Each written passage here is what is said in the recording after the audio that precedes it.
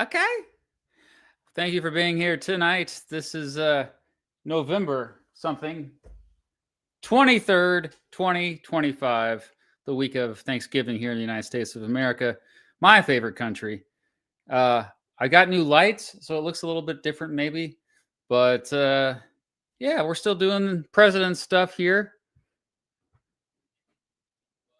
Oh, good. It looks like it's working. So I want to thank you for being here tonight. Many of you were excited about this because you are, I guess, dorky like myself, which is awesome. I had so much fun making all of these charts that you're about to see. I'm not going to lie, it was a lot of fun. I spent a few hours the other day preparing these. I have prepared 10 US president alignment charts, and they might be controversial, or maybe you agree with them. That's kind of why I want to do it this way in a live stream, to get your immediate feedback. And it's okay to have disagreements about this stuff. You all know where my biases are, and like my views of certain presidents have changed over the last 10 years since I first released my best presidents and worst presidents video. But it's not just, that simple. And a lot of times there's a lot of nuance that we need to address. And so I think alignment charts are a good way to do that. So if you have no idea what an alignment chart is, you may have got a taste from the thumbnail. Let's go ahead and put what I put on the thumbnail up here.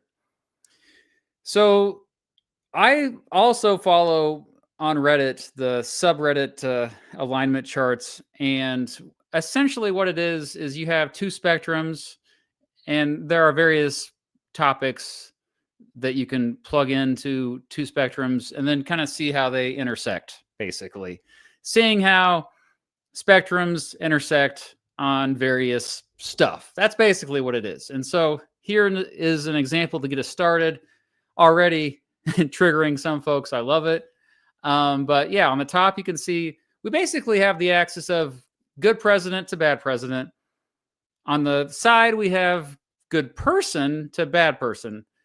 And if you are a good president and good person, wow, good job. If you are a bad president and bad person, wow, bad job. You know what I'm saying? Yeah.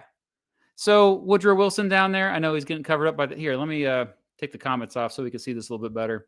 I'll put them back on later. By the way, if you have a question, especially if there's a super chat, you're actually donating money. If you want a question that to be answered, I will do that at the end.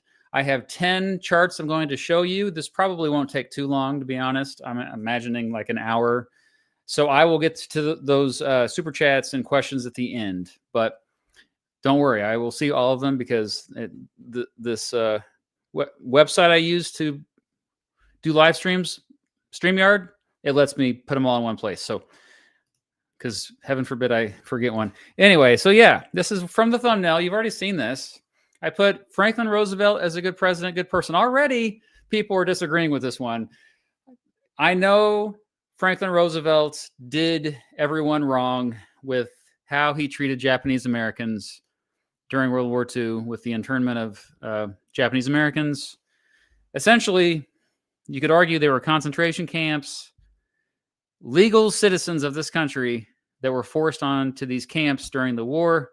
It was horrible.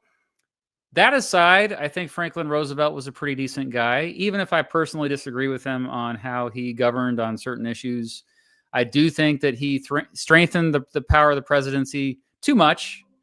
But overall, I think he was a good person. Now, if this was Franklin Roosevelt as a young man, everything I read about him as a younger man, he wasn't so nice. Like, he was somebody who had a bigger ego. But once he kind of went through his medical problems, it was quite the transition he had in terms of his worldview, and his empathy just grew tremendously. So a very empathetic person Franklin Roosevelt was, and a darn good president. Most historians say top 3, or at least top 5. Even if he's personally not in my top 10, he's darn close. He's right there. Okay? You got to respect FDR. Questionable person, Thomas Jefferson. Good president, Thomas Jefferson. Okay. obviously being a slave owner makes you horrible. But I think what only puts him into questionable versus you can't see me. Well, you can see me right here on this. So let me see that. Well, that's so weird. Oh, so it looks different on my screen than it does on your screen. Is it just like if I flip it? That's so weird. Okay, let's try this one. I guess if you want to be able to see me, let's try that. I know it's a little delayed. Huh. Why does it do that? Okay, now you can see me. All right, well, StreamYard, you need to figure this out. Thank you for letting me know. That's Mrs. Beat. Let's give it up. Let's give it up for Mrs. Beat. Helping. So now you can see my beautiful face. My beautiful, shiny face. It's not really that beautiful. Anyway, where were we? Thomas Jefferson, questionable person, good president. I think still a top 10 president. I think, why is he not a bad person versus a questionable person? I think his ideals, what he strived to be, makes him questionable because at least his words strive to be something better. Now, this is excluding the fact that he may have sexually assaulted one of his slaves. If that is the case, he is clearly a bad person. Okay. The evidence is a little shaky on that relationship. And so I always tell people, okay, let's suspend judgment. It doesn't look very good, but we don't have all the details. That dynamic of getting in a relationship with one of your slaves, that's pretty horrible regardless. So if you're going to argue that he's a bad person, good president, I totally understand. So, but yeah, bad person, good president. James Polk there in the lower left. I think James Polk, he did a lot of good in terms of lowering tariffs and purchasing Oregon territory or negotiating that with Britain. I think the Mexican-American War, what happened because of that war with the Treaty of Guadalupe Hidalgo was a net positive for the country overall, but that also screwed over a lot of Mexicans who, especially the Californios, who now were a part of the United States, whether they wanted to be or not. Most of them did not want to be. And it was a war of aggression. This was a war that James Polk instigated single-handedly and made up stuff in order to convince Congress to go to war with Mexico. So, and he was a slave owner. Not only that, he bought slaves, children slaves, while he was still president. It wasn't like the founding fathers who had slaves. They were trying to okay, how can I get out of this without going bankrupt? They were not buying new slaves when they were president. James Polk bought children slaves when he was still president. He was pretty ruthless. Everything I've read about him, not a nice guy, possibly sociopathic. But you could argue a lot of the things he did were a net positive for the United States. Also, he set out to do these 3 things: acquire Oregon, to reduce the tariff. What else? Oh, Texas. He got everything that he set out to do. He got it done. Sociopathic. Yes, Prince Cabs. Oh, we got somebody from Twitch over here. Go read some of what James Polk said. I just don't think he was kind of a cold dude. He makes Andrew Jackson look like a sweetheart. And he is a protege of Andrew Jackson. Andrew Jackson is someone else who you could argue could be in this category: bad person, good president. Questionable president, good person. I put Jimmy Carter. I think Jimmy Carter, of course, had a lot of struggles as president, but I think that it's a little bit overplayed. I don't think he was as bad as most make it out to be. Clearly a good person. Did a lot of charity work after he left the presidency, and just this great humanitarian. Questionable person, questionable president. I think this Bill Clinton was perfect for this category because I think there were some good things that came from his administration. There was a budget surplus. He saw a lot of progress with the economy under his administration, although presidents don't really control much of the economy. But, I think some of the laws that he passed were okay, but others not so much. I think you look at what he signed to with the crime bill, for example. I think that ended up hurting minority groups quite a bit. Whether he foresaw that or not, I don't think he foresaw that. In fact, I saw an interview he gave later on that he, you know, he regretted signing that law. Now, questionable person. Okay, now here's another thing. Here's another caveat about Bill Clinton. He might end up being a bad person because we're finding out more about what are these things called? The Epstein files.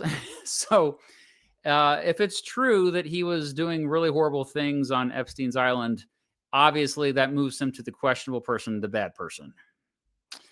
Nixon, bad person, questionable president. I think bad person because, well, yeah, he was a pretty corrupt guy. Did some shady things. That's more obvious. Questionable, I think it's good and bad. I mean, you have the bad, like the Controlled Substances Act of 1971, starting the war on drugs. You also have good, though, creating the EPA and Clean Air Act, stuff like that. So I think he has a mixed bag in terms of being president. As far as his legacy, I think more of a bad person, though, because yeah, he was a ruthless guy as well, similar to Polk. Bad president, good person. If you've seen my video about Herbert Hoover, you know this fits him pretty darn well. You could say the same thing I would say about George W. Bush, might be another good person to put in this category. Hoover tried to do the best he could. I just think he was in over his head as president. If you look at all the work he did before he was president and after he was president, another great humanitarian, arguably the best humanitarian the United States has ever seen. Questionable person, John Tyler, somebody who he's the only president to be buried as a traitor to this country, as a Confederate. He left the United States after the Civil War broke out to be a politician for the Confederate States of America, and that will always hurt his legacy. Also a bad president because he had a hard time working with not only people from his opposing party, the Democratic Party, but also his own party, the Whig Party. He was, I mean, you're supposed to be able to get along with your fellow politicians in order to get stuff done. He did not do that. And then I think Woodrow Wilson, if you want to know why he's a bad president, bad person, all you have to do is watch my video about him that I released a few weeks ago. It sums it all up pretty well. What I want to do now, though, is open it up to chat. Who else would you put in these categories? Like, who else would fit into good president, good person, or questionable president, good person, questionable person, etc. Questionable president. I think you could plug multiple ones in. I chose these 9 because I didn't want to get this to be, I didn't want this to get out of hand. But also, there's a lot of them you have a difficult time plugging into any category. So that's why I did 10 of these charts. So there's 9 more of these coming, okay? 9 more. George W. Bush has to be one of the bad president categories, but I'm biased because I lived through it. Yeah, I think he was a good person, bad president. I stand by that. I've said that for many years, living through it as well.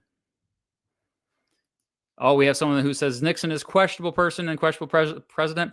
Yeah, you could make a good argument that, especially with the Epstein files coming out, that Clinton and Nixon might be switched.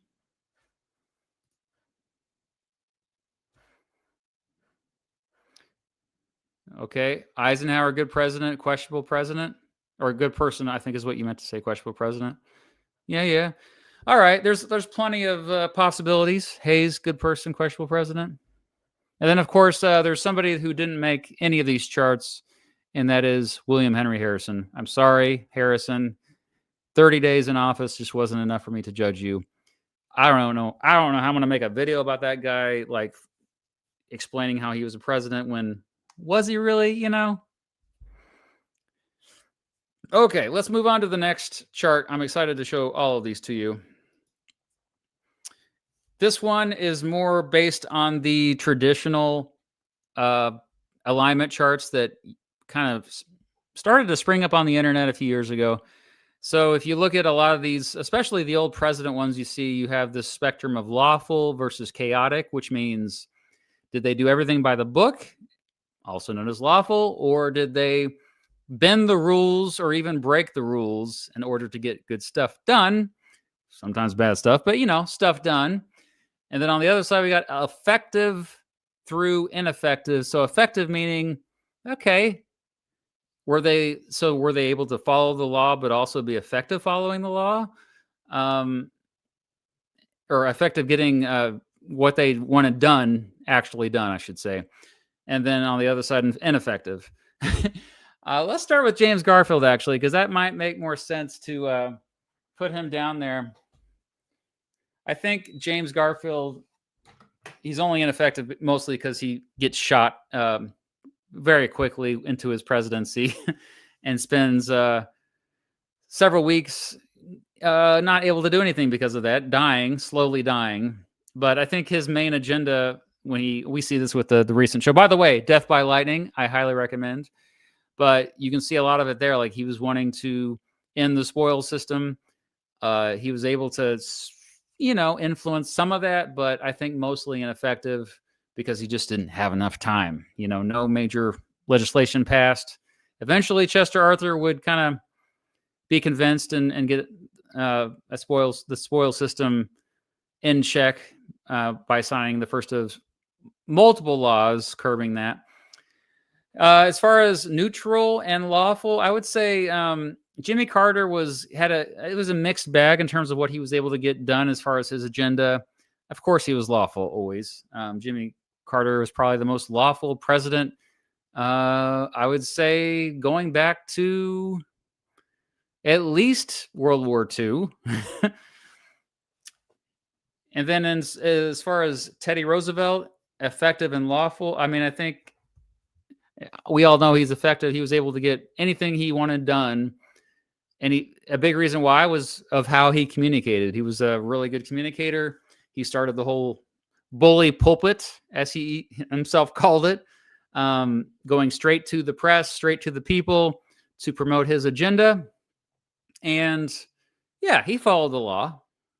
Yeah. As far as Abraham Lincoln not being lawful, but somewhere in between, I do think Abraham Lincoln broke the law at times. He had a good excuse. It was the freaking Civil War. So that's why I put him in the neutral category. Effective? Yeah, he was effective. He kept the Union together. The Union won because of him. Neutral. That'd be James Monroe there in the middle.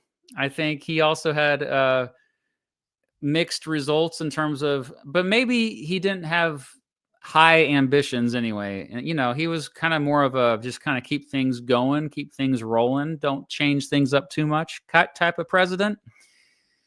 Down there below him is Zachary Taylor, who, similar to Garfield, was ineffective because he didn't have much time. Died a year and a half into his presidency. I think there's a lot about Zachary Taylor we don't know about because he didn't write a lot down, and we had to put little pieces of the puzzle together to figure out what he was all about. But the Compromise of 1850 passed after he passed, and that was what kind of he was helping. He was a part of that process, getting that all together. It obviously wasn't effective it didn't go into effect when he was alive, but you could say that he was aspiring to that.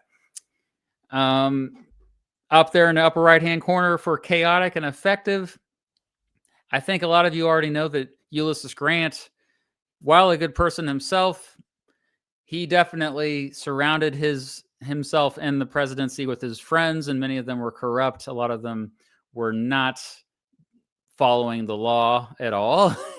And so that's why I put that there. He had some of the most, maybe the most corrupt administration in American history. Although right now we're seeing a lot of corruption with Trump for sure. Yeah, speaking of Trump, you could also put him in a lot of these as well. I'm surprised he hasn't really come up yet in the comments, but we try to avoid current politics, I know, but you're thinking it, right? Millard Fillmore, neutral in terms of what he was able to get done. He was the one who ended up signing the Compromise of 1850. He was part of that process as well. But as far as passing any laws, the reason why I put Millard Fillmore here is because after Zachary Taylor died in office, Millard Fillmore, he just took the presidency and he didn't even talk to anyone about it. He just assumed everyone, like similar to John Tyler as well. You could put John Tyler in this category. So he's like, yeah, like I'm just going to take it. So that's why I put him over here in the chaotic. As far as that bottom lower right one, that's Andrew Johnson, one of the worst presidents in American history, probably in the worst five now for me. Yes, he was somebody who bent the law all the time. I mean, he technically broke the law. That's why he was impeached, but it was a law. In his defense, it was a law that was designed for him to break because they knew he was going to break it. Ineffective. Yeah, this guy made everybody upset, it seemed, even his allies. He was kind of somebody who just had a hard time communicating his agenda to begin with. A bit of a temper. Not the best speaker, even. It's kind of amazing that he was able to become president. But Andrew Johnson was not somebody that I think most Americans would like to have as their president at any time in American history. So that makes sense. Ineffective and chaotic for Andrew Johnson.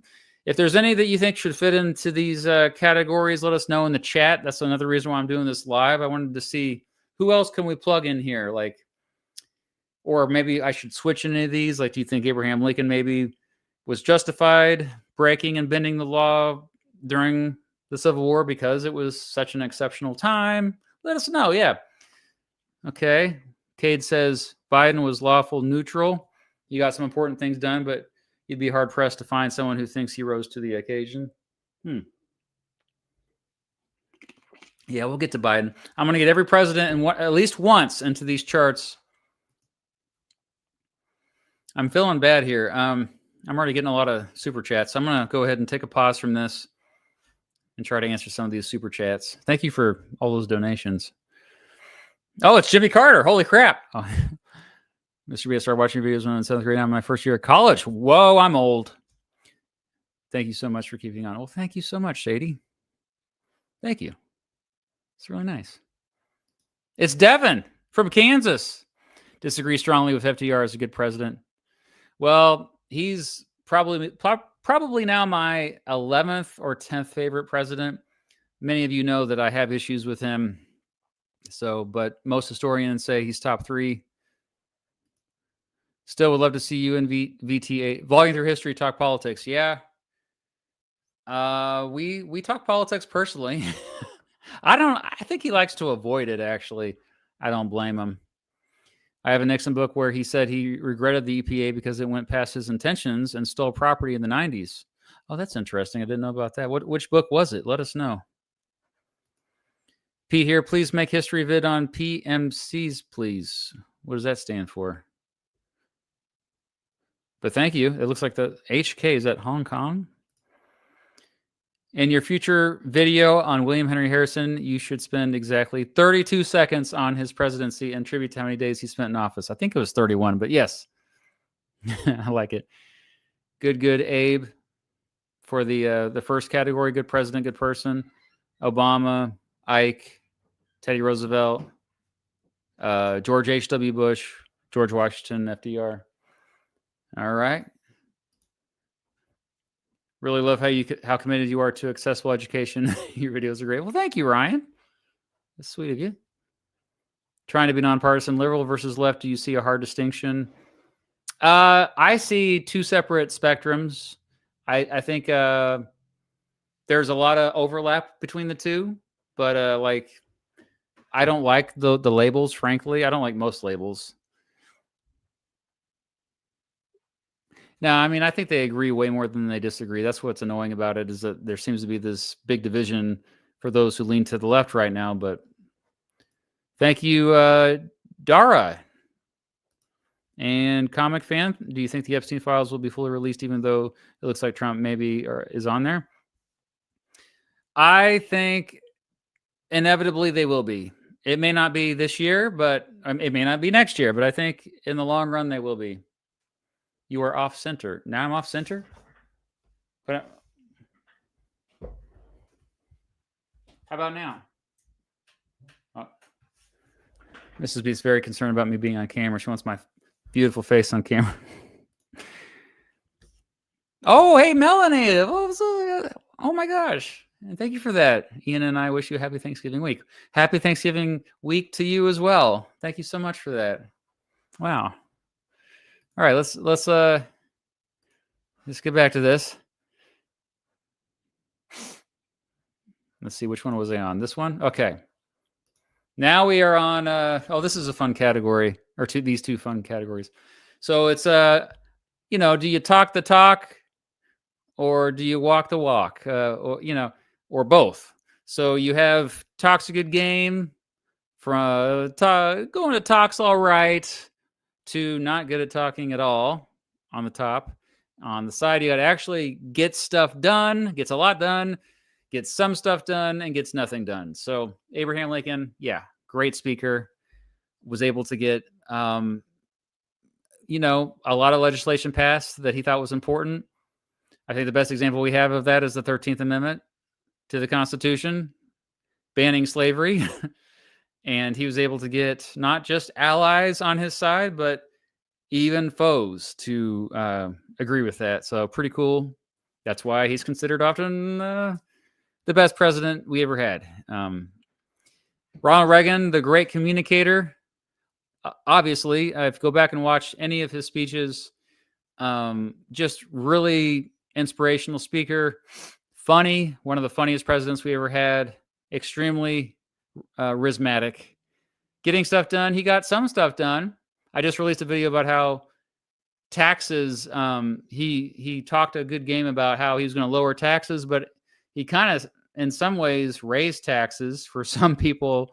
And even to this day, a lot of Reagan fans don't even realize that. Franklin Pierce down there, he was a very good speaker. Everything I read about Franklin Pierce, although he's one of our worst presidents, was an extremely charismatic guy, lots of riz. A lot of people just loved him as a person, fun to hang out with. And yeah, he could command attention in a room.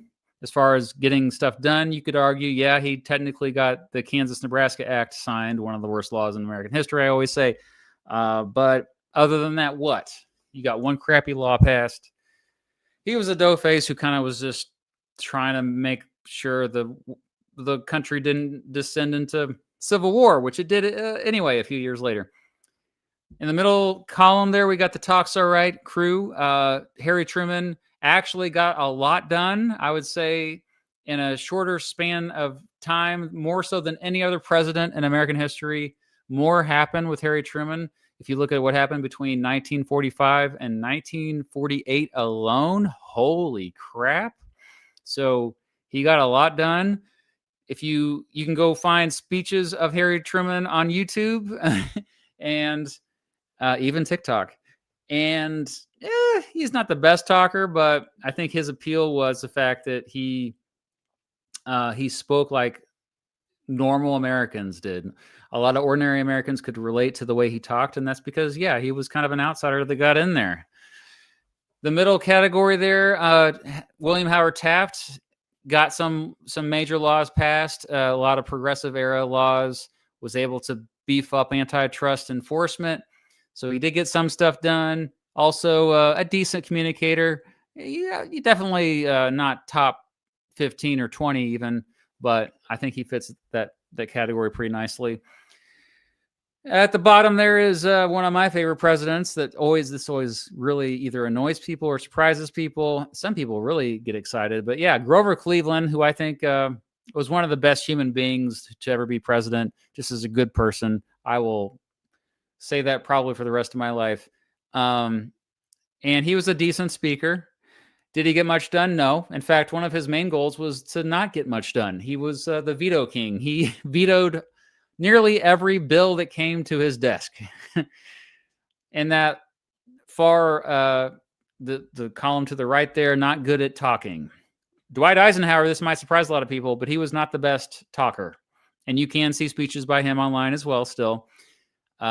Even his military industrial complex speech, he really stumbled through that. You could tell that he was nervous, and he was never really that comfortable speaking in front of a group of people or on especially on TV or on the radio. I think one-on-one he was pretty good, and with his group of troops that happened to be around him, he was fine. But just to larger audiences, he struggled.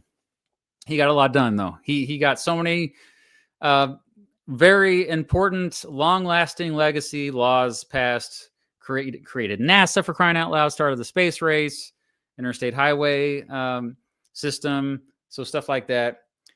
Joe Biden got some major laws passed. I'm thinking like the Inflation Reduction Act is the first example that comes to mind, which we still haven't seen all the effects of. We're just now starting to see some of the effects of that. I know where I live, there's a highway going up that would not go up if not for the Inflation Reduction Act. He got other major laws passed as well, but he wanted to do a lot more. So if you remember, Build Back Better was his whole thing. He was able to build back better a little bit. Not good at talking. We all know this. Joe Biden had a hard time communicating to the American people. That was, I think, his Achilles heel ultimately. Gets nothing done, not good at talking. That'd be James Buchanan, who many say is the absolute worst president in American history. I think he was decent at writing. You can go back and find some of his writings, but overall, as far as talking, I think was not somebody who captured an audience very well. All right, so if you have any disagreements on that, let us know in the chat. By the way, I'm streaming, and in case you didn't know this, I'm streaming both on YouTube and Twitch tonight. So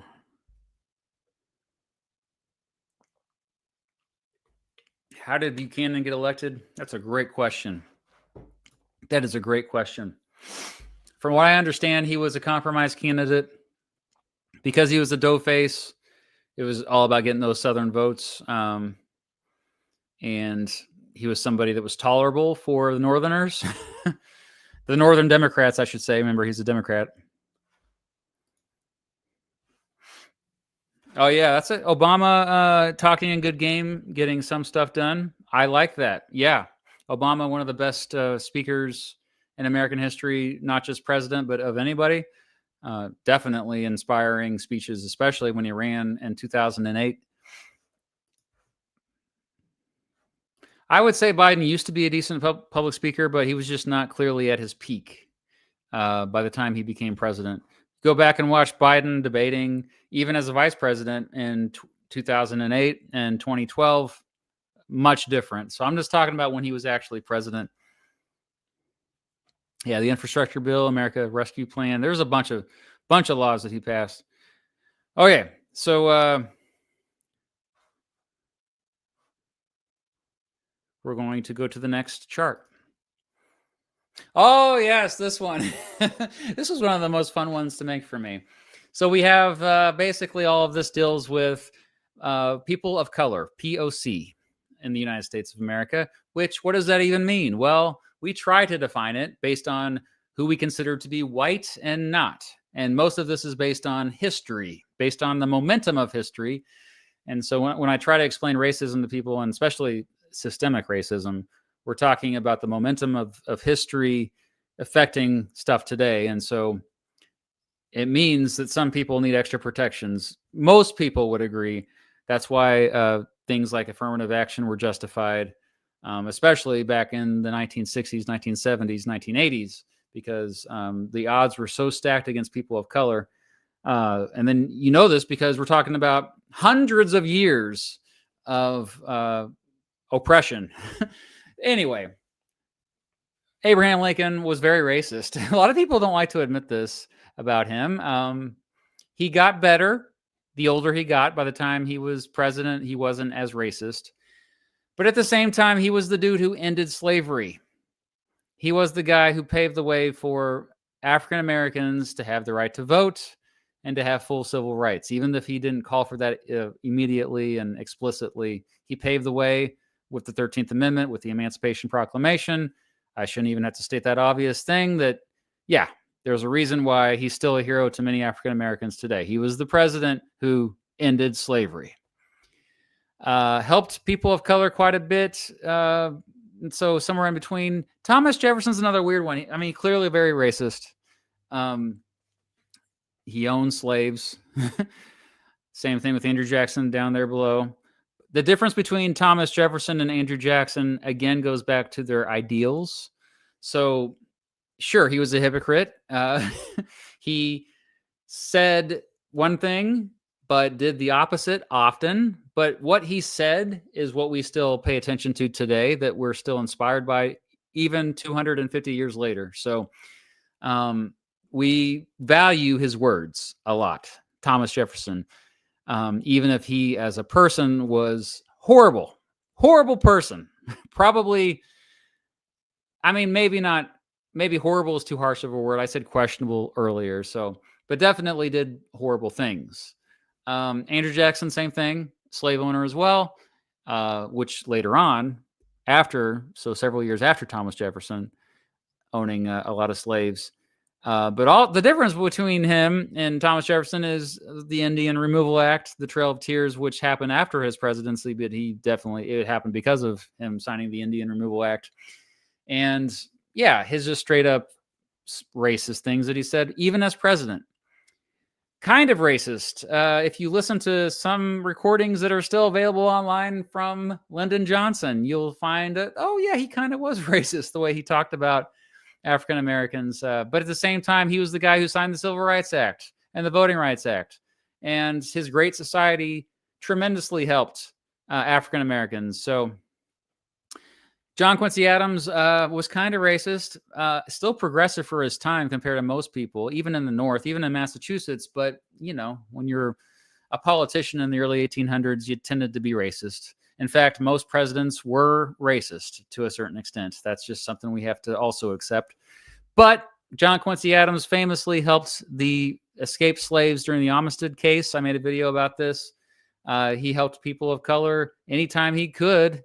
He thought slavery was wrong. He called for by the time he was president, and then after, when he returned to Congress, he was constantly calling for the Constitution to be amended to abolish slavery. And this was decades before it actually happened, decades before Abraham Lincoln was president. At the bottom there, Richard Nixon, the war on drugs was definitely racist policy. All of the evidence shows of this. And just him kind of transforming the criminal justice system into what it became for decades after was based on racist perspectives. And so, yeah, he did hurt people of color. I would say, though, Nixon wasn't that racist. I mean, I don't think he really bothered to pay attention much to race, which, maybe that is the key to get somebody to not be racist. You could argue that, but he was kind of racist. Nixon was, especially with his policy, but some of his words too. Yeah, you could find little bits and pieces to be like, okay. Obama, the least racist president we ever had, although you could argue that even him, maybe he said something that was insensitive about some certain group at some time. You could cherry pick anything you want. But I think overall, somebody who's, he had both white and black in his ancestry. So he's kind of the symbol as well as somebody who's bridging different so-called races together, which again, race is just made up. It's a social construct. 99.9999% of all genes are the same. So anybody who says that race is biological fact, they literally don't know what they're talking about. So I'm not a scientist, but direct them to biologists who study this stuff, and geneticists especially, because they'll explain, there's only a handful of genes that make us different as human beings. And if you're focusing only on these handful of genes versus the tens of thousands of other genes, so 10 versus tens of thousands, then yeah, the whole idea of race is racist. Anyway, Obama, he did help people of color a lot. I would say more than anything, looking at what he did with his Affordable Care Act, helped a lot of people of color. You could argue though he could have done more to help people of color. um, but it was hard for me honestly to find a president to put in this category. So that's kind of why I was like, oh well, I guess Obama, because there's not really that many presidents that were not racist. Gerald Ford was not racist. It's really hard to find anything that he ever said that was racist. Very cool, Gerald Ford. And yeah, there's certain things he did. Certain things he kept into place. Actually, Richard Nixon did a little bit too, like affirmative action programs that helped certain people of color. So yeah, Ford continued what had started with LBJ in the 60s. And that's why I put helped people of color a bit. And then finally, hurt people of color. Bill Clinton, yeah, what I was talking about with the crime bill he signed in the 1990s. A lot of the laws he passed to deregulate industries, I think, ended up not just hurting people of color, but all poor people by shutting out, by basically favoring corporations over individuals. And so that's kind of where I come from with that. But I don't think Bill Clinton was racist. In fact, some people say that they kind of half jokingly say Bill Clinton was our first African-American president. All right. What do you think? Who should be in these categories? I think as far as like what other presidents were actually not racist, there's not very many. George W. Bush, I don't think was racist, or he's still alive.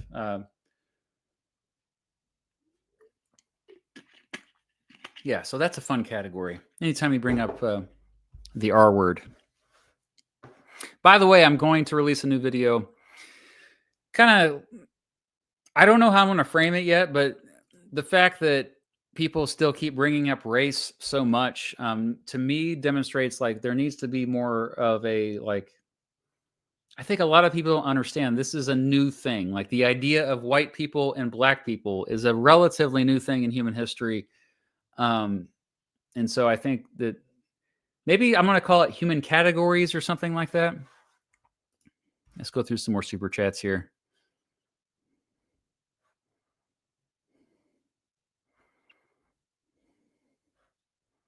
Oh, the book. Thank you, Devin. The book is called Nixon's Beyond Peace. All right. He even looked up the page numbers.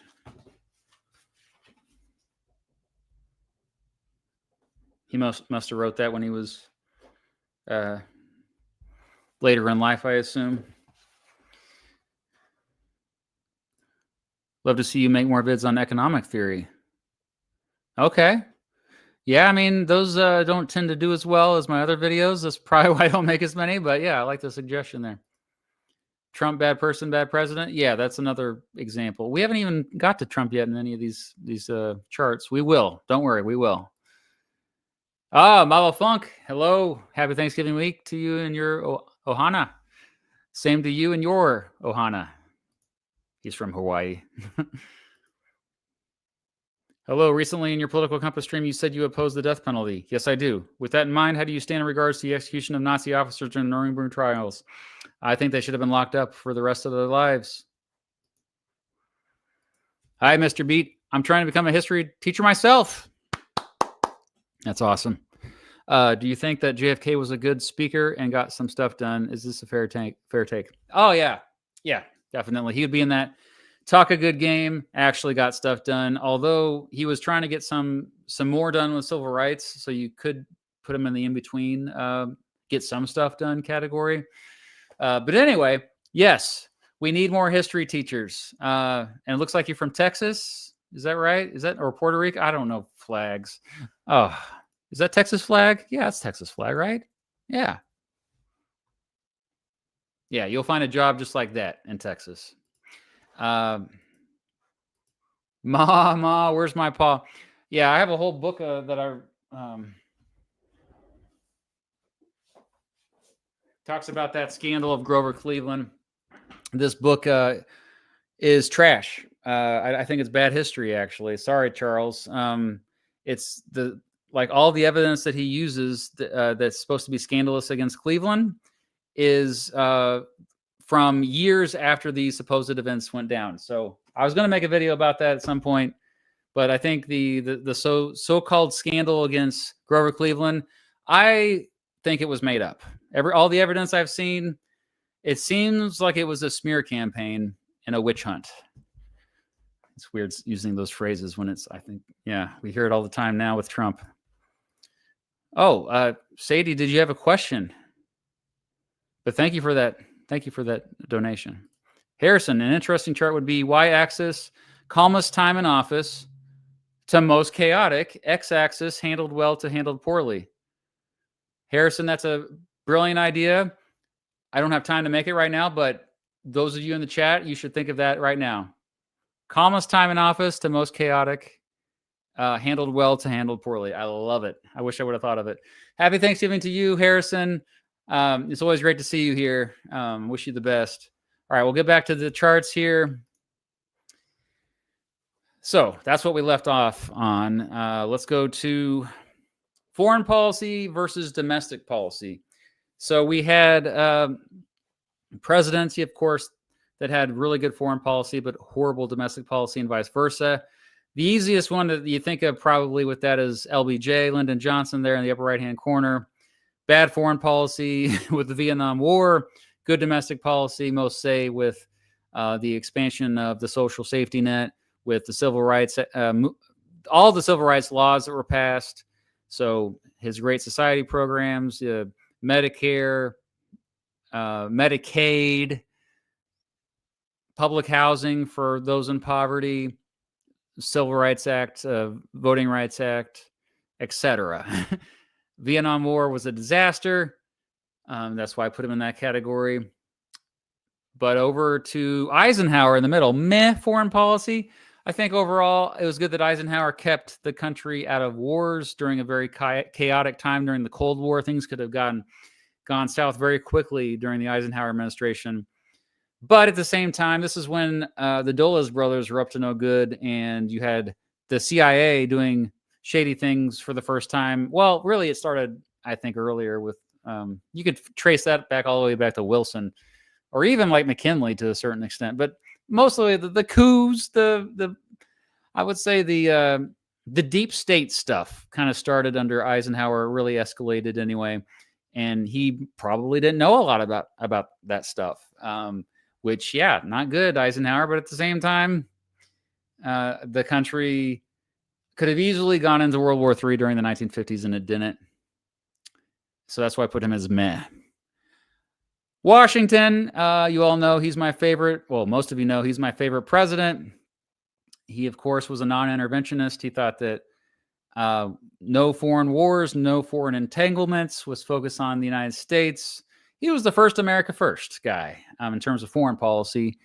Also had good domestic policy as far as I'm concerned. I think completely balanced there. I think that's why I think he was the best president, frankly. As far as the next row down, good foreign policy. I think Franklin Roosevelt doesn't get enough credit for his good neighbor policy of stopping a lot of these coups and interventions around, especially in Latin America. He was more about soft power, which I think was much smarter and I think works much better. So he ended a lot of the Banana Republic stuff. I see someone commented about the Banana Republics that we saw prior to his administration. But as far as domestic policy, I think the New Deal programs were not all good. I think it was a mixed bag. The New Deal did not end the Great Depression. I think in some ways it prolonged it.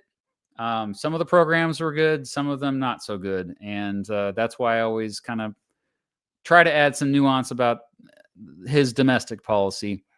George H.W. Bush in the middle there. I mean, meh foreign policy, because he kind of he had a good chance to go a clear route towards non-interventionism after the Cold War ended. Because the Cold War ended when he was president, which is kind of crazy to think about. But instead, he decided to kind of keep the United States as the world's policeman, which I don't think was the best policy. But come on, Persian Gulf War kicked butt. It was kind of like the ideal situation for a war, comparable to the Spanish-American War. It was like a splendid little war, as John Hay once said, the Secretary of State, who was also a poet. But George H.W. Bush, the Persian Gulf War, there's a reason why his popularity was so high, like over 90%, because that was just, they were in and out. And that's ideal. Yeah. We forget how different that Persian Gulf War was compared to the Iraq War that his son got us into just a few years later. And that's why you see him in the lower right-hand corner, bad foreign policy, bad domestic policy. I think George W. Bush, the Iraq War was clearly one of the biggest mistakes in American history. Also, domestic policy. After the Great Recession started, I think he really messed up, only bailing out giant corporations and barely bailing out ordinary citizens. I think that the root of a lot of the wealth inequality we see today is you can trace it directly back to how the federal government responded during the Great Recession. The rich got richer, the poor got poorer. This is where you saw the middle class begin to shrink during the Bush years. Before that, his failures like at Hurricane Katrina, So, I mean, we think about, he had such a good start with 9/11 and his response to that, but that it just went south so quickly after that. Somebody brought up No Child Left Behind. Yeah, bad law as well. That's more bad domestic policy. Who did we skip over? James Polk above George W. Bush there. Bad foreign policy. I already went over why I was against the Mexican-American War as a war of aggression. I think domestic policy, I think it was good that he lowered tariffs, okay? We haven't brought up John Adams yet, who's in the meh foreign policy, bad domestic policy because of the Alien and Sedition Acts. I've said that many times in many videos, how I think those were some of the worst laws ever passed. Oh, yeah, somebody mentioned the Patriot Act for George W. Bush. There's just so much to mention with George W. Bush, okay? John Adams, though, had, I think, a decent foreign policy trying to navigate the tensions between the United States and Britain, but also the United States and France. And I think he handled that fairly well. It could have gone better. I mean, we know what happened a few years later. Also, the Barbary Wars would happen. So, he did the best he could with foreign policy. And then bad domestic policy, good foreign policy. Well, the reason why I put good foreign policy for Andrew Jackson was because he didn't have any wars or anything happen. I think you could make the argument that, how he treated Native Americans was bad, but that was really technically domestic at the time. So you could kind of argue that both ways. Really, it was hard for me to come up with a president that fit that category, good foreign policy, bad domestic policy. So if you have a better one, I especially want to hear from you. But overall, just let me know who you think, who else could fit into any of these categories. And I should say, while you're thinking, I am going to post these all somewhere, probably social media, maybe on my Reddit page or something too. Maybe on the alignment charts subreddit. Yeah.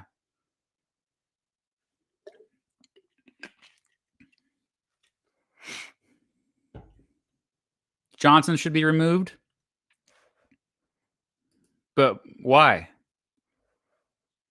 What do you mean?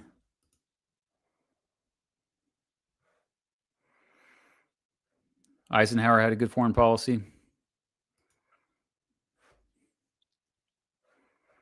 Nixon, good foreign policy. Bad domestic policy. That's interesting. I think, especially with his opening up trade with China, that was a pretty big deal. That was, I think, a net positive, obviously. Oh, his domestic. Okay, so you agree with that. I see what you're saying. All right, let's go ahead and go to the next chart here.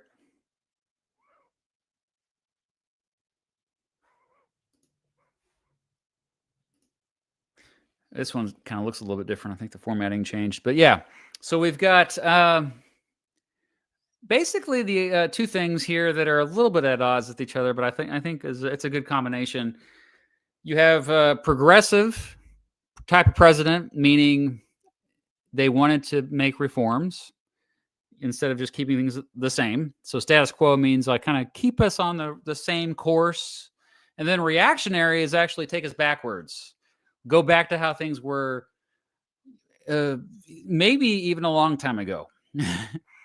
And then on the other axis, I got increased power of the presidency in order to do so. Status quo means like you're keeping the power of the presidency about the same in order to do so. Or even there's a few presidents who kind of decreased the power of the presidency, which there's a special place in my heart for these guys, because I think the power of the presidency is way too high. The president has way too much power, and it just gets worse and worse with each administration, going back all the way to really Thomas Jefferson and John Adams, even with the Alien and Sedition Acts I already mentioned. Just like each president has just made their power grow and grow and grow and grow. I mean, George W. Bush did it. Obama did it even. And now we're seeing what Trump's doing. It's probably going to get worse with the next president. It's kind of terrifying, to be honest. I mean, anyway. So Teddy Roosevelt increased the power of the presidency. Many say that's, hey, but the way he did it to go after the trusts and to have, for the first time, consumer protection laws, more rights for workers. He got that ball rolling. But he had to increase the power of the presidency in order to do so. Status quo, increased power of the presidency. I think in many ways, George W. Bush was kind of keeping things going the way it was going to go anyway. I think that a lot of us, I keep saying this in the stream tonight, but that's okay. We keep forgetting, because that's why we teach history, because we forget stuff. We keep forgetting that the Iraq War, when it started, it was actually fairly popular. A majority of Americans wanted us to go to war in Iraq in March of 2003. And so I think it was a bipartisan thing. You look at who in Congress voted to go to war in Iraq. It was both Republicans and Democrats. So I think he was a status quo guy, but obviously increased the power of the presidency, especially after 9/11, increasing the mass surveillance that happened, Patriot Act, the expansion of war with the war on terrorism, which technically is still going on today. The reactionary category there, but also increased the power of the presidency. I could go on for probably hours about Trump. I mean, he's clearly increased the power of the presidency. He's just straight up ignoring both the Supreme Court and Congress, and he's ignoring the Constitution. He's done at least 19 things that I've recorded that are unconstitutional, which means they're impeachable offenses. He's committed treason. But also, he's doing a lot of this stuff in order to bring us backwards. He's consistently bringing up laws that were passed in the 1800s or even 1700s. He wants us to have, immigration levels back to where they were before the 1960s. He wants us to have tariff policies from the early 1900s. 1930s really is the last time we've had tariffs as high as we do right now. And so yeah, that's why I put him in the reactionary category, because he's really in several ways bringing us back to where we were many years ago. Status quo presidents that also status quo progressive John F. Kennedy there. This is the first time we brought him up, I think, right? He was somebody who was similar to Eisenhower and Truman, and his successor, Lyndon Johnson, kind of keeping things going on the path they were probably going to go anyway, but also a progressive guy who's calling for more civil rights protections, calling for more a bigger social safety net in general. As far as the status quo in the middle there, that was a tough one to figure out, but I ultimately went with Chester Arthur, because I mean, he was kind of just, he was there. he was kind of just riding the tide. And you even kind of see this in that Death by Lightning show. You see that he was just doing whatever the party was doing, going whatever direction the country was going. And as it turns out, Garfield was pushing it in direction of civil service reform, ending the spoil system. And yeah, he eventually turned that way as well. Reactionary status quo, James Buchanan was keeping going, he kept up what Franklin Pierce was doing, going all the way back really to the earliest presidents. That was James Buchanan. Just keep things the way they are. But at the same time, reactionary, meaning, maybe we should just let slavery expand out west. The Dred Scott decision, approving of the Dred Scott decision that to me is the reason why I put him in the reactionary category for Buchanan. And then that bottom row, decreased power of the presidency. I have mad respect for all these guys. Even Harding, even though Harding was a very corrupt guy, still among the worst presidents. Not as bad as I thought he used to be, the more I learned about him. But William Howard Taft over there, progressive, I mean, continuing to expand progressive reforms, consumer protection, worker protection, but also just overall the antitrust enforcement increased under his administration. But at the same time, he was not somebody who was like, well, we need to circumvent Congress in order to do some of this stuff or circumvent the courts. He was like, no, the president, I'm just going to sit here and wait. In fact, I'm not even going to use the bully pulpit like my predecessor, Teddy Roosevelt, did. Calvin Coolidge famously thought that the presidency, the power of the presidency should go down. And he was also a status quo guy. He was kind of keeping what Warren Harding was doing. So speaking of Warren Harding over there, I put him as reactionary because what happened, a trend that happened after he became president was increased restrictions on immigration. And I think that was definitely kind of went back to the 1840s and 1850s with his immigration policies. But also it's like, I'm kind of just letting Congress take the lead on this. More so, I mean, remember, Harding and Coolidge came after Woodrow Wilson dramatically increased the power of the presidency. So they definitely brought it back. But at the same time, Harding, a bit reactionary. Although there, you can cherry pick Harding and say, oh, well, he said this progressive thing or this progressive thing. Again, I think it's cherry picking. It did continue on, to Hoover's presidency. Yeah, heck yeah. Okay, so what do you think? Anybody else fit into this chart? We have 4 more charts to go. And I'll check some super chats again.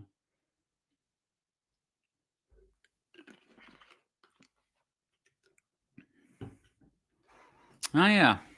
Bush was fairly reactionary.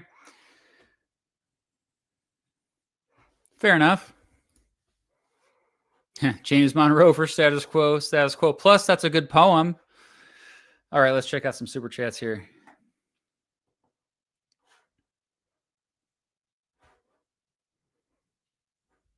Oh, did I skip any? Crap. I think I did. Okay, picking up where I left off here. Oh, this is a softball question. Michael, thank you so much. I hope you and your family have a wonderful Thanksgiving week. Same to you, Michael. Do you have a favorite Thanksgiving dish and dessert? Yes, I do. I love stuffing. I have multiple favorite dishes. My favorite dessert is pumpkin pie, and I like pumpkin bread and green bean casserole. Heck yeah. Sweet potatoes. Okay, I'm just getting hungry now. I'm going to stop. Steven, thank you so much. Oh, well, thank you. Thanks for being an awesome history source. You remind me of my cool AP history teacher from high school. Keep up the good work. Well, thank you. I used to teach AP history myself, so that makes sense. Thank you so much. Benjamin, disagree on Lincoln in the very racist category. Evolved over time, was friendly with African Americans personally, and lived in a very racist time. Fair enough. I did bring this up that he became less racist as he got older. I guess it's hard for me to get over some of the stuff he said earlier in life. But yeah, I mean, you go back and look at what I was saying 10, 15, 20 years ago, and wow, I was an idiot. So fair enough. Oh, Devin again. Nixon spoke out against racism and beyond peace, page 226, 227. He's dishing out he must have it right in front of him or something. I think with Nixon, though, my criticism is more about his racist policies versus his words. And he never really was overtly racist with his words. Harrison again.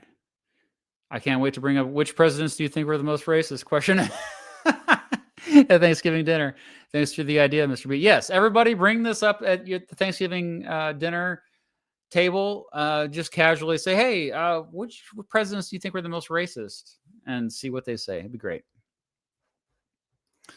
Final SC, as a Christian, I reject race. Heck yeah, Devin knows. Devin knows what's up.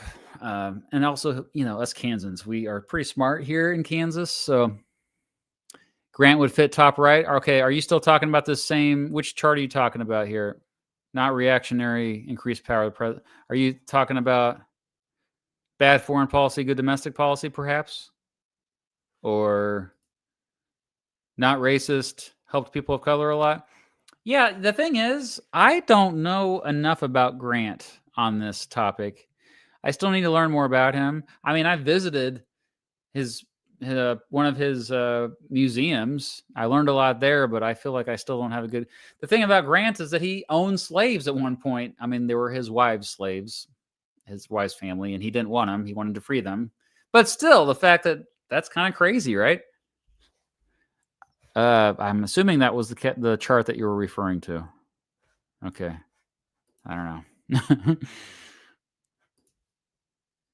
Hello, Kristen. Oh, well, thank you. Will you ever make a video ranking every president? Oh, every single one. Yeah, but I mean, I just feel like my opinions keep changing all the time, especially since I'm making now these more in-depth videos. Like my opinion about McKinley changed recently. He used to be like, I think my 6th worst president, and now he's probably, I don't even know if he's in the worst 10 anymore after learning more about him. So it's just really difficult. I'm always changing my mind on things. I've learned a lot from not just doing a lot more research since I started this channel, but my viewers have taught me a lot. And so my views are constantly evolving. Perhaps on President's Day, I could do something like that. Instead of just a tier list, just doing a ranking of every single one. Yeah, I like the idea. Unrelated. I've been watching for a few years now. Used to smoke and watch your videos.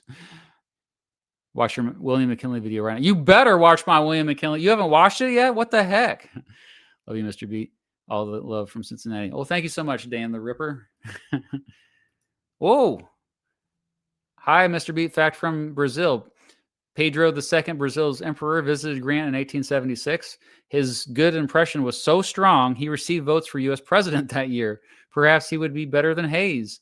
Yeah, like that's why Grant went for a 3rd term. I mean, he remained popular at the end of his presidency. I didn't know that about Pedro II, though. That's pretty fascinating.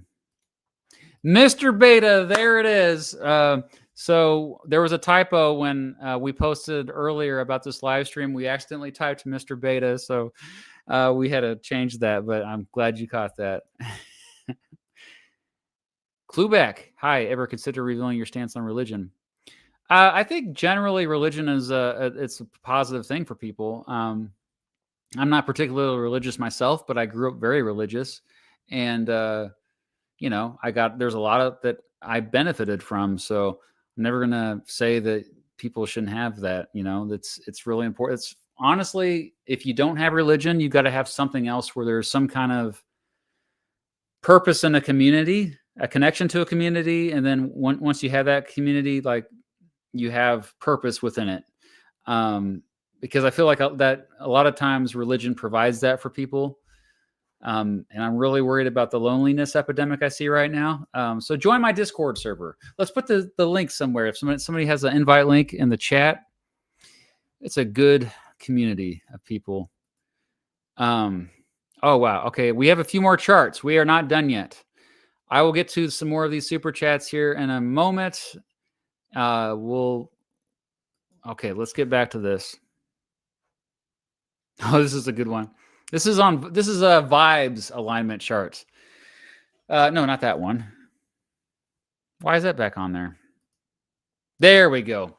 So we have based to cringe, and we have chill to unhinged. This is yeah. I don't know how I got this idea. I don't know why I did this, but yeah, clearly Rutherford Hayes was the most based and chill president in American history. Look at the beard for starters. But no, I think the coolest thing about Rutherford Hayes, in my view, is that he changed his views constantly. He became more and more based the older he got. He became more hip to the new ideas, and he became more progressive. But also, like, always a chill dude in terms of, like, he got along with everybody.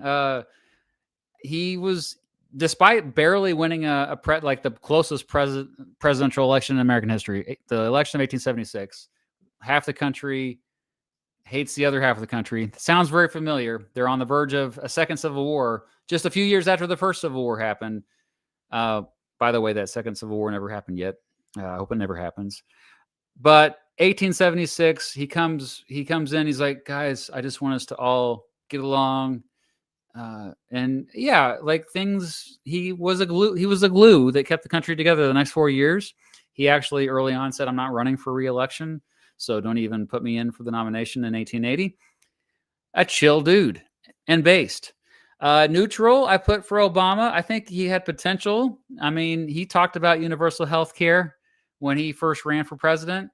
Compromised too much, I think, with Obamacare, which I think Obamacare ends up creating more problems than Affordable Care Act, in case you don't know what Obamacare is. Same thing. I think it created more problems than solutions. We're seeing that now with a lot of people still seeing insurance premiums skyrocket.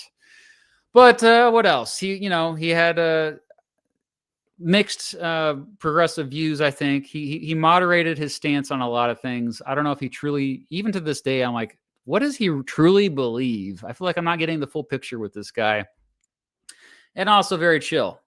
Can't deny, always smooth, probably the smoothest president in American history. Warren Harding was cringe. The whole normalcy thing, cringe, bud. He said a lot of stupid. I mean, he wasn't the smartest guy, but also pretty chill and relaxing. And you can hear some of his speeches. You can find them on YouTube. And I think it's like, yeah, I can see why people went for this guy in 1920 after the craziness of the preceding year, 1919, the craziest year in American history. The neutral category on the other axis there, you got the left column. Harry Truman, I think, was based. I think he had a lot of progressive views and he wasn't afraid to say it. His Fair Deal, I agree wholeheartedly with it. Still very progressive for our times, let alone 1940s. And kind of chill, but sometimes unhinged. I'm glad he was kind of chill because that's the reason why we didn't have World War III. And he was able to hold back folks like MacArthur, who wanted to nuke North Korea and China. That would have been bad. In the middle there, neutral. Again, he's probably the kind of the stereotypical de facto neutral for all presidential alignment charts, and that's George H.W. Bush. A guy who was fairly moderate in many ways, especially by today's standards. I think he was surprisingly progressive on some issues, more conservative on others. It's kind of refreshing to go back and to read and see and hear how he thought about policies. In some ways, it was kind of boring, especially by today's standards.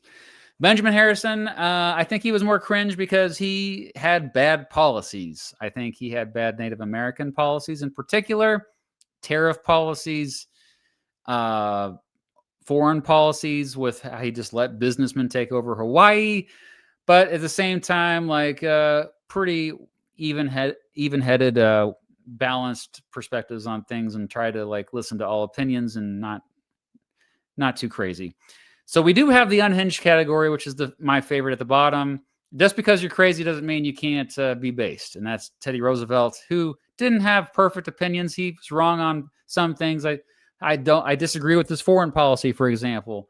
I think he was too much of an imperialist, but at the same time, based when it comes to his progressive ideals that, he was calling for women to have the right to vote, calling for things like overtime pay, universal health care, and the freaking 1912, he was calling for that.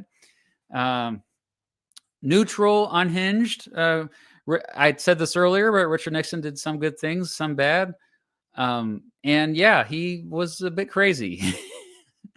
It was kind of maybe it pales in comparison to Trump these days, because I think unhinged would also fit for Trump. But Trump, it's hard to place him in like Neutral or cringe? Well, if you're talking about issues, it just depends. I mean, do you agree with him on issues? Then maybe you think he's based and unhinged. But I think a lot of Trump supporters would agree that he's unhinged. They just don't know where they're gonna like. Everyone's gonna disagree where to put him between based and cringe. I put Andrew Jackson in cringe because, yeah, of course he was crazy. This is the only president in American history who got in duels and just straight up murdered people. Also, just his invasion of Florida as a general before he became president. But even as president, I think cringe because he was somebody who constantly contradicted himself. He said he was a states' rights guy, but then he's like, South Carolina, you can't do that. And he just had horrible, horrible views.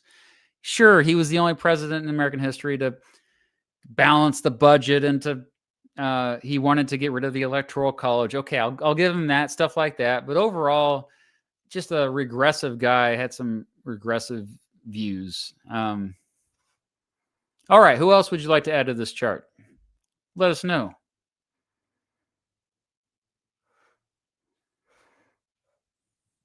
Dueling people is kind of base, though. Okay, fair enough, Austin. Ethnic cleansing is cringe too. Yeah. Obviously, remember that a lot of the stuff that happened to Native Americans, Andrew Jackson didn't directly do, but his policies led to it indirectly. So, all right. So let's go to the next chart. This is like, think of your typical the two stereotypes of kids in high school. You got your jocks and your nerds, okay? On the left side, we got the nerds. So from smart to kind of smart to not that smart. And then at the top, we got athletic to, they exercised, played some sports, to nope, not athletic at all. Obama there, smart and athletic. Clearly, even as president, playing basketball regularly. And I would say one of the smartest presidents we ever had. Theodore Roosevelt, kind of smart, and he was into sports most of his life. Yeah. Famously, he was into boxing, and I think he played football at one time, swam, a bunch of other sports. Gerald Ford at the bottom, yes, probably our most athletic president in American history. Literally could have played professional football, but not that smart. I think everything I've heard and seen and read from Gerald Ford, no offense to, I know a lot of people have close connections to him. He only died not that long ago. I just don't think he was among our smartest presidents. John Quincy Adams, on the other hand, was definitely one of our smartest presidents, and he swam every day naked in the Potomac River, famously. He stayed active. He exercised every day, whether it be through brisk walks or, like I said, naked swimming in the Potomac. Ronald Reagan was a lifeguard, a swimmer. Speaking, a lot of swimmers, a lot of swimming presidents, but he also did other sports and kind of smart. Harding, I feel so bad of saying not that smart all presidents were smart to a certain extent. You don't become president by not being smart. So we can get that out of the way first, but yeah, not as smart as most of the other presidents, Warren G. Harding. But I think he did play some sports. He was more of a band geek though, so it's kind of iffy, but he did play some sports for a short time. I think he played baseball for a long time. And that last category, nope. So James Madison was not athletic at all, but clearly one of the smartest presidents in American history, one of the smartest Americans ever. He was a big reason why we have the Bill of Rights, Constitution, because he's the one who wrote it. He wrote it all down and heavily influenced how it turned out. Grover Cleveland, kind of smart, but definitely not athletic. And James Buchanan, no evidence that he played any sports or exercise or anything. Also, I don't think is smart. Part of the reason why I think we don't have much written down by him is I don't think he really had much to write down. All right. If there's anyone else that you think would fit into any of these boxes better, let us know now, chat. I especially want to hear from you if you're watching on Twitch. Anybody? There we go. Hold on there. Okay, we'll check on. It's getting kind of PG-13 over on Twitch. We haven't put McKinley up yet. Where would McKinley go on here? He was not athletic as an adult, but he was as a kid. Maybe he'd probably be where Reagan is, but Joe Biden played sports. Yep. He played football. Absolutely. I think he's kind of smart, even if he didn't always communicate very well as president. Abraham Lincoln was definitely a highly skilled wrestler and one of the smartest presidents we ever had. Taft did exercise later in life. This is by the time, so he wasn't president anymore. He lost a lot of weight in the 1920s. This is when he was a Chief Justice of the Supreme Court. So that's why I chose not to put him into this chart. Reagan and TR are smart, not kind of smart. Okay, fair enough. Fair enough. All right, we have 2 more charts. That's it. This one's really dorky. So I need to explain probably what these terms mean for some of you. But on the left, we have strict constructionist all the way up to loose constructionist. What that just means is strict constructionist means you interpret the Constitution for what it says, literally. You don't think there's much wiggle room for how to read between the lines when you're reading the Constitution. Loose constructionist means, oh yeah, there's wiggle room. You can interpret the Constitution in many different ways. It means much more than what it literally just says. So that's what we mean when we talk about strict constructionist all the way to loose constructionist. And then on the top, pragmatic to ideological. Pragmatic means, okay, I may have personal opinions on political issues, but I'm more willing to work with people that disagree with me to find compromises. All the way to ideological. Look, I think my ideas are the best, and you just need to shut up and come to my side. That's what we're talking about here. So George Washington, I think one of the reasons, again, why he's the greatest president the United States ever had was because of his pragmatism. He famously had a balanced cabinet and worked with people of all political ideologies and backgrounds, and he brought people that normally would hate each other together. It was amazing he was able to do what he did with such egos that were in his cabinet, especially, or in Congress. Strict constructionist, I think he, for the most part, thought the Constitution meant what it said. Many of the founding father presidents were like that. Calvin Coolidge is kind of weird because he's like, whoa, this is a guy who was president in the 1920s, but he was also a strict constructionist, meaning he thought that a lot of things that had happened since the early 1800s were actually unconstitutional, that Congress or the presidents prior to him had done. And so if you look at what he wrote down and said, he often was like, yeah, no, not just the president, but Congress is doing way too much. We should have never had that authority to begin with. Why did I say Theodore Roosevelt? What am I looking at? Oh, no, Thomas Jefferson, upper right-hand corner there, strict constructionist. Well, yeah, I mean, he was a founding father, strict constructionist, but ideological. A big reason why the Constitution is the way it is because of his ideology, his influence. His ideological influence was huge in the creation of the Constitution and the Bill of Rights. In the neutral category, pragmatic, I think Eisenhower, the reason why he's my second favorite president of all time, again, is his pragmatism more than anything. Also worked with all types of people, was a unifying figure. More neutral in terms of interpretation of the Constitution. Sometimes he's like, okay, implied more. Other times he's like, this means what it says. That's it. McKinley, I think this, after making that video about him I just released on Friday, I think McKinley definitely fits this pretty well because Sometimes he did just say, hey, yeah, the Constitution is pretty clear on this one issue. But there was a lot of new stuff happening in the 1890s when he was president. And I think he recognized that, on some things, we kind of just have to jump to certain conclusions that are not explicitly in the Constitution. And that explains a lot of his foreign policy in particular. Lyndon Johnson, ideological.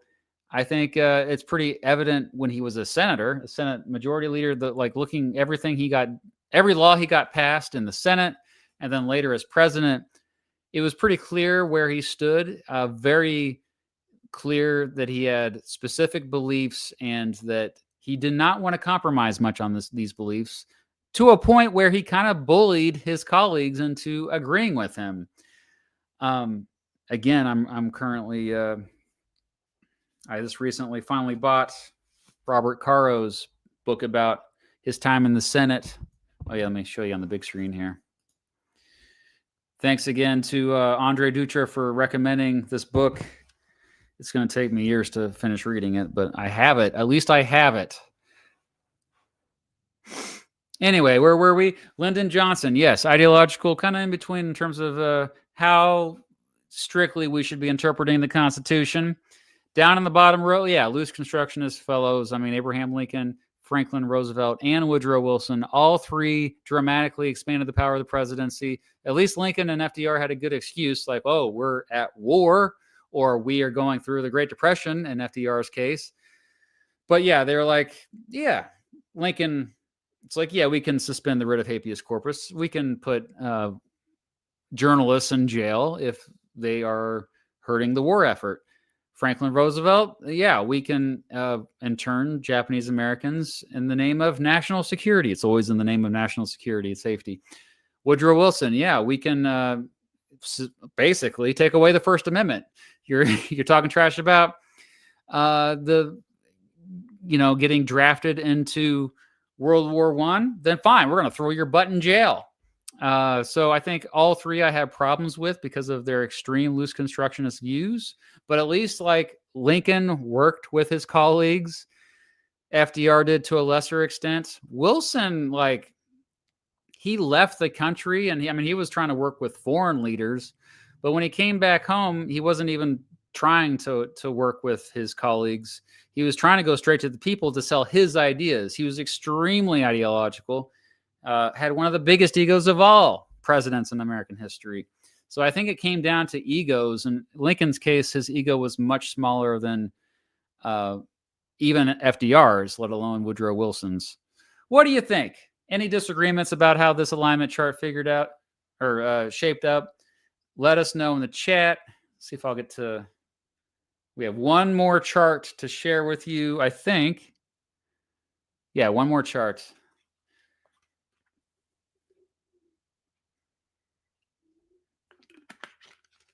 Are we sure Wilson and Trump wouldn't be friends? Both are very similar. To the two most authoritarian presidents in American history, I would argue. That's a fair point there, Colin. You've had a lot of good comments here. Yeah, I think ideological, though, Trump is not as ideological as Wilson. So I don't know where you maybe put him more in the... I don't know. Yeah, I don't know. He's not probably good to put on this chart, to be honest. Trump would be friends with McKinley. I think so. Oh, did we forget Van Buren? I think we forgot Van Buren as well. I mean, we didn't put William Henry Harrison. Oh, man. Okay, well, let's do Van Buren right now. Where would Van Buren fit on this? See, Van Buren, I don't know a whole lot about. I've never read a book about Martin Van Buren. Let's see. Everything I know about Van Buren, I mean, he was a very pragmatic guy. Yeah, so he would be pragmatic, probably neutral, probably where Eisenhower is. I'm sorry, Van Buren. Now I owe you a video. I got to go up to Kinderhook. Kinderhook, please make way. I got to make a Van Buren video. I feel so bad. It's not okay. Get it? Okay. because the reason why we all say okay is Van Buren. I made a video about that. So I know that. I know all about okay. Let's go to the last U.S. president alignment chart, shall we? States' rights versus federalism versus, federalist. So explaining that top situation, we have states' rights is more obvious. Like you think that the state should have more rights than the federal government. Federalism is striking a balance between states' rights and federal rights. Federalist means you think the federal government should have way more power than state governments, which honestly, most presidents have leaned federalist over the past 100 years. Going back, I would say all the way to at least Franklin Roosevelt. All right. So, yeah, Joe Biden. The other categories. So on the left, we have internationalism slash interventionism. So being the world's police, but also like opening up free trade to as many countries as possible and open dialogues to as many countries as possible, not being isolationist, all the way down to non-interventionist, which I was going to put the word isolationist, but truly I think being an isolationist country in the 21st century is not even possible anymore. So just non-interventionist, meaning, okay, let's avoid getting involved with foreign wars, and we can have relationships with other countries, but that doesn't mean we have to be all best friends with every country or worst enemies with other countries. So yeah, Joe Biden fits that first, that upper left, I think, pretty well. Definitely a federalist and somebody who maybe was drawing back some of the war on terrorism, but still okay with foreign interventions. I will say he gets a lot of crap for the Russian-Ukraine war, but he never sent troops to fight on the ground in Ukraine. He just sent weapons. So that's a pretty big difference. That's progress from what we saw during the Obama and Bush years. Speaking of Bush, George W. Bush there, I think more of a federalism guy, striking the balance between states' rights and federal rights, and clearly somebody who was an internationalist and interventionist. I would think say the same thing probably about Obama, Bill Clinton, to a lesser extent. Probably Trump could fit in that category. Ronald Reagan, George H.W. Bush's dad. And then McKinley was one of the first internationalist interventionist presidents, but still a strong states' rights guy. So he's kind of one of the few, I think, presidents that could fit in that category. As far as neutral for the interventionism, internationalism, I think JFK started to draw back some of what we were seeing happening, beginning with the Korean War. I think he was the one who first sent troops to Vietnam, but he did not want a war in Vietnam. If he would have been alive to see what happened in Vietnam, I think he would have been deeply disturbed by it. Herbert Hoover there in the middle, I think I put him there because, and we didn't bring up Martin Van Buren, so maybe we could throw him there too, but he was more of a states' rights guy. Federalism, definitely in terms of striking a balance there, although more towards the states' rights side. Is in terms of internationalism, I think he would be more of an internationalist if it weren't for the fact that he supported raising tariffs, the Smoot-Hawley tariff, one of the most infamous and worst laws in American history. And then George Washington down below, I think clearly non-interventionist. We talked about that earlier.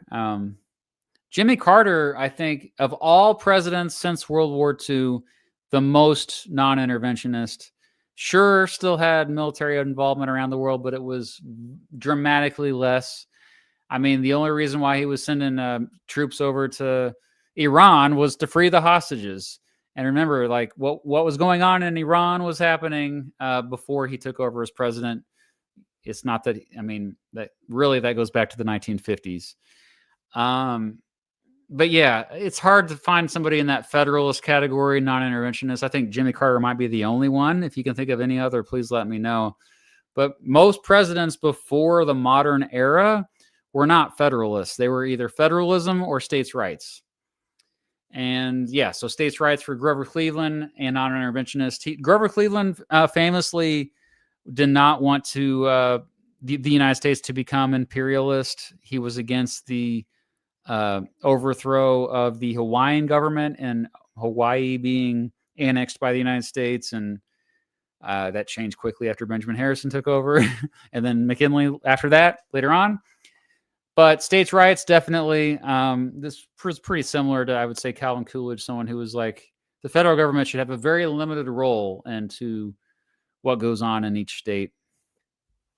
Yeah, so any I missed that would fit better into any of these spots on this chart, let us know in the chat now.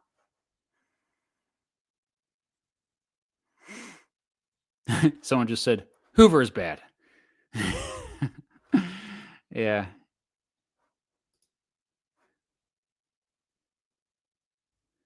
You strongly disagree with my take on Biden. Well, how so? What did I say? Oh, on this chart? You could say he was more neutral, I guess. Like he was trying to draw back part of the.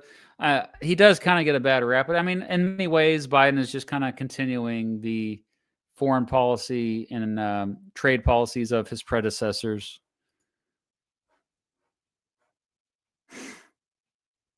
Hey, hi, Mr. Fart. Okay, I love it. So let's go back to some super chats here while you're kind of talking about this. Oh, I already did that one. Hold on. Idea for a video. Animal Blondetto 57. Thank you. Create your own personal presidential cabinet. Love your work, by the way. Well, thank you very much. I've already had this idea for about 10 years. I wanted to make this video, and I just never did. But I will now reconsider it thanks to your suggestion. So thank you. Sai, the puzzles guy. Nice. For President's Day 2026, you and Vlogging Through History should do an updated tier list. Make it an every 4-year thing. Oh, that's right, because we did it last in 2022. That's right. President's Day 2022. Great idea. Cheers from Maine. We love Hannibal Hamlin here. Shout out to Hannibal Hamlin, the vice president. Oh, C for every gamer. This Thanksgiving, I'm thankful for Mr. Beat, my goat. Aw. Thank you so much, Ian. All right, we'll go back to the full screen. I guess we're done with the charts. We're done with the alignment charts. But if you have your own alignment chart you'd like to share, either share on the Discord server, which hopefully we'll get a link up for you to join. I'll put it in the description afterwards. If there's anybody, like any mods, want to add that to the chat now, or Mrs. Beat, please do so. Or the Reddit might be good. I'm going to post all of these on Reddit, I think. Yeah, we'll try to do that. Okay.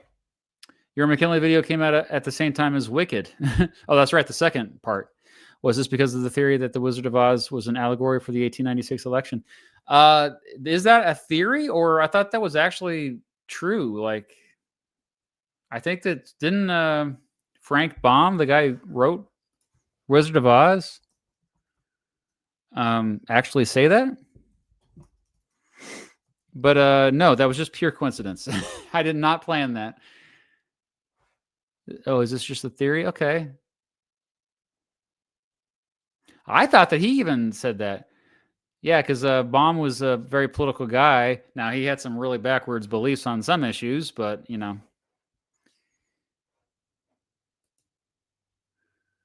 Potential video idea, exploring presidential satire throughout the history of the country. Oh, man, I could say a lot about that, because every day I stare at old political cartoons on the Library of Congress website. There are so many, and I use a lot of them for my videos.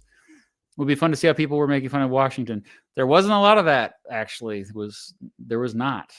People tended to not do that because he was that respected. Interestingly, I just read, I don't know if this is true, but apparently they're building a giant 500-foot tall statue of George Washington somewhere, which would be taller than the Gateway Arch. I don't know if this is true, but I read an article the other day. Yeah. George Washington basically is just now a symbol. He's a symbol. He's not even a person. But at the same time, I think we have more evidence like somebody like Franklin Roosevelt, who is beloved by many today, who, yeah, he had plenty of critics, even if he was really popular during his time. Abraham Lincoln was famously not well liked, although I don't know if there's a lot of political cartoons. Maybe people were preoccupied about more serious things since the war was going on. What is the name of the font I use? It's a secret. It's Super Clarendon is the one I usually use. Super Clarendon. After a couple years post-Trump's presidency, do you think you would compare and contrast his administration versus Cleveland's administration? There's not a whole lot to compare, to be honest. They're just so dramatically different. But, I guess that would be contrast. Yes, we can contrast it. Yeah, we could just do that. But at the same time, do people want to see that? I don't know. Like, the only thing they have in common, it seems, is the fact that they're serving 2 non-consecutive terms, but very, very different types of presidents. Deal Wit Monster 2005. Reagan and TR are smart, not kind of smart. Oh, we already read that one. Lincoln defense leader here. Suspending habeas corpus was constitutional, and I may be wrong, but I think the jailing of journalists had to do with the military governors. I made a video about this. Actually, it was not constitutional. He lost a Supreme Court case because of this, eventually. Did Trump commit high treason or petty treason? This can be interpreted so many different ways. You could almost say that anything is high treason if it's interpreted in a way that says, oh, yeah, this goes against the Constitution.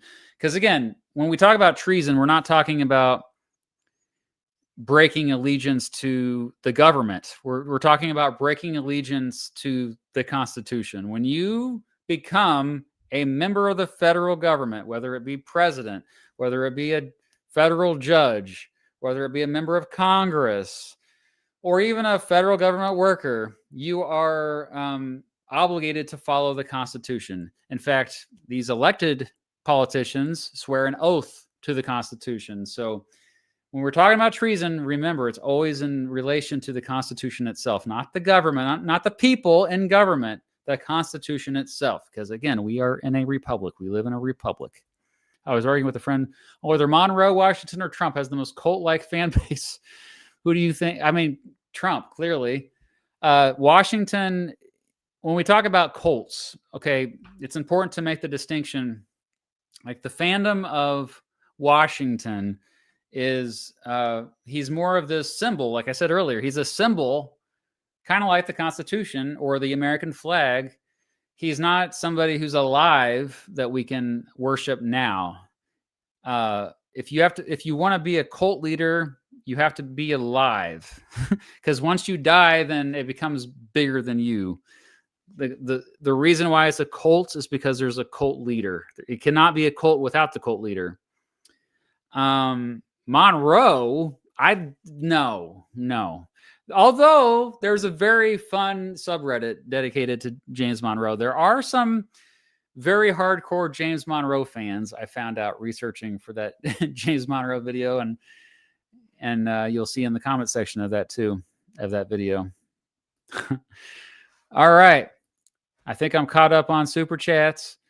Again, if you want to make your own chart, if you have suggestions for charts, or like, just bring them to either Discord or Reddit. Let's keep this going. This is just meant to be a fun exercise to kind of, I guess, add some nuance to when you start to compare and contrast presidents on different spectrums based on different topics, you start to see things differently. It's a fun exercise. Extremely dorky. We're having fun. Yes, I did know that Dick Cheney died.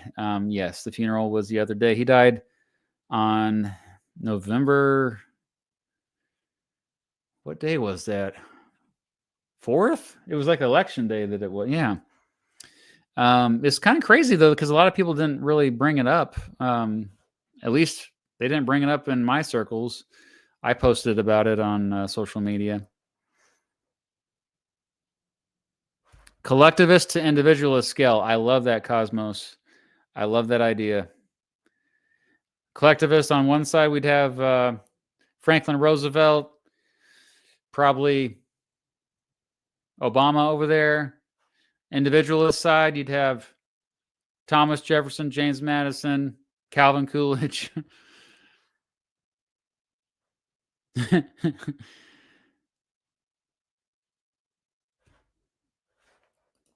All right. I think we're going to wrap it up here. I'll put the comments up there in case I miss anything. So, updates on things.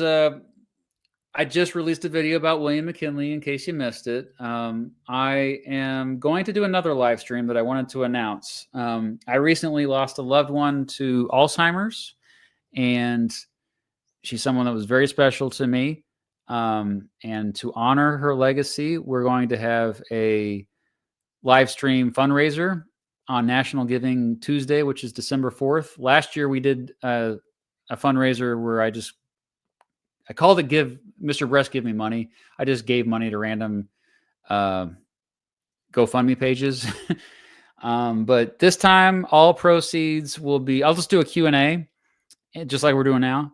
But this time, we'll give all proceeds to the National Alzheimer's Association. I think that's the name of it. Did I call? Is that? Yeah. It's so yeah. There's a way to connect the all the ad revenue that will be from the live stream will go towards that organization, as well as super chat revenue.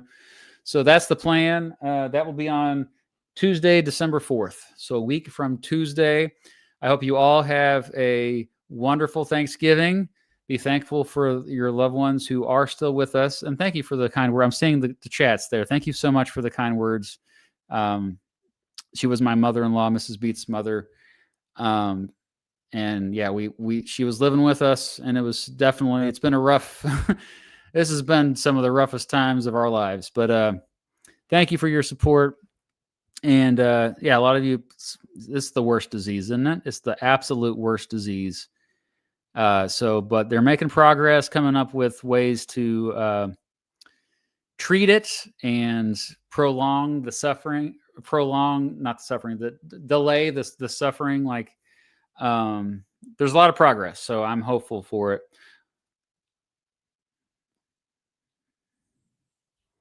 Anyway, all right. So thank you for being here. This has been fun. And again, happy Thanksgiving to, if you're Canadian, you already celebrated Thanksgiving last month. So if you're American, happy Thanksgiving to you. And we'll see you later on. Jeffrey Epstein did not kill himself.